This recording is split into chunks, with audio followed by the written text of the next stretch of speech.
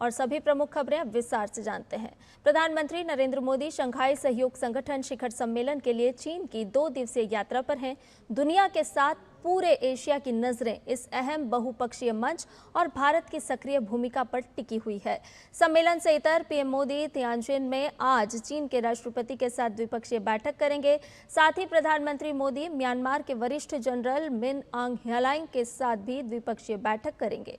तो आइए देखते हैं ये खास रिपोर्ट।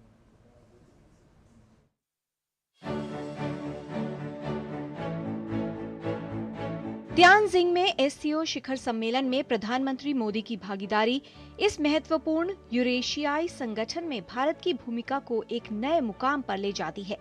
भारत 2017 से इस संगठन का पूर्ण सदस्य है और इससे पहले संगठन के शिखर परिषद की अध्यक्षता भी कर चुका है।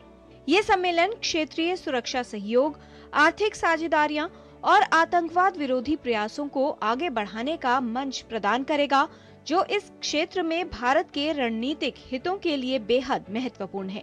सम्मेलन के दौरान प्रधानमंत्री मोदी कई द्विपक्षीय बैठकों में हिस्सा लेंगे।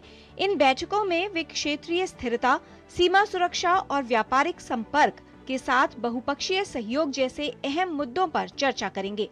तियानजिन से मैं आपको बता दूं कि आने वाले दिनों में शंघाई सहयोग संगठन का शिखर सम्मेलन कई अहम मुद्दों पर केंद्रित रहेगा। सदस्य देश क्षेत्रीय सुरक्षा, आर्थिक सहयोग और ऊर्जा के नए आयामों पर चर्चा करेंगे। भारत अपनी प्राथमिकताओं को सामने रखेगा, जिसमें आतंकवाद के खिलाफ साझेदारी को मजबूत करने और व्यापार तथा कनेक्टिविटी से जुड़े अवसरों को आगे बढ़ाना शामिल होगा। उम्मीद की जा रही है कि इस सम्मेलन में ऐसे ठोस निर्णय निकलेंगे कि आने वाले समय में पूरे क्षेत्र की रणनीतिक दिशा को प्रभावित करेंगे।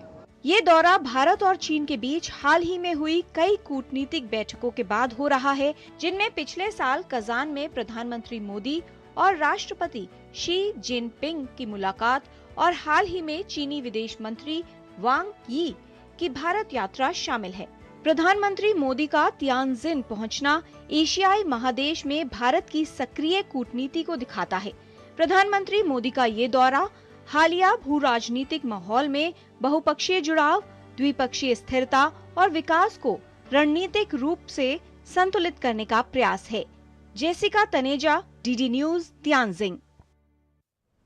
प्रधानमंत्री नरेंद्र मोदी और यूक्रेन के